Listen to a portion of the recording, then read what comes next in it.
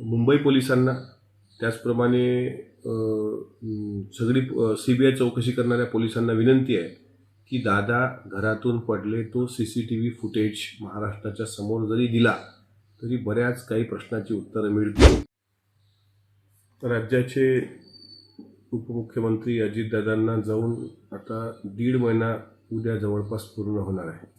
अद्यापही CID चौकशी काहीच तथ्य आलेलं नाही बाहेर. अद्यापही पोलीस स्टेशनमध्ये कुठेही महाराष्ट्रात तक्रारी दिल्या गेल्या पण FIR झालेला नाही.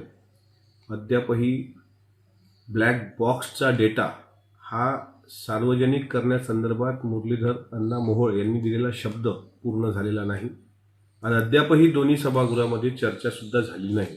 आमचं म्हणणं आहे ह्या सर्व गोष्टी बाजूला ठेवल्या गेल्या तरी चालेल, पण अजितदादा VSR व्हेंचरमध्ये प्रवास करताना ज्यावेळेस घरून निघाले ते देवगिरी ते विमानतळ म्हणजे कलिना गेट नंबर 8 आणि तिथून विमानात बसण्यापर्यंतचा CCTV फुटेज तरी द्या, महाराष्ट्राला कळू द्या.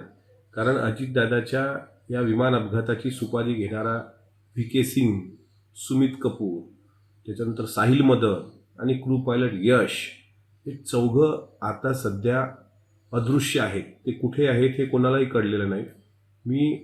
माझं मन सांगतंय आणि महाराष्ट्र सांगतोय साहिल मदन आणि यश ह्या दोघांचा जरी पत्ता लागला तर त्याचे धागेदोरे VK सिंगपर्यंत सहज पोहोचतात.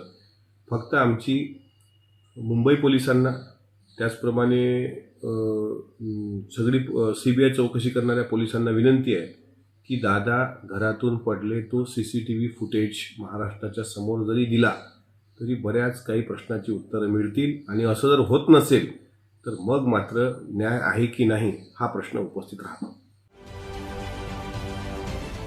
महाराष्ट्रातील सर्व बातम्यांचे विश्वासार्ह व्यासपीठ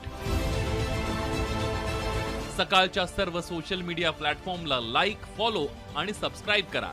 तसंच सर्व नोटिफिकेशनसाठी बेल आयकॉन प्रेस करायला विसरू नका.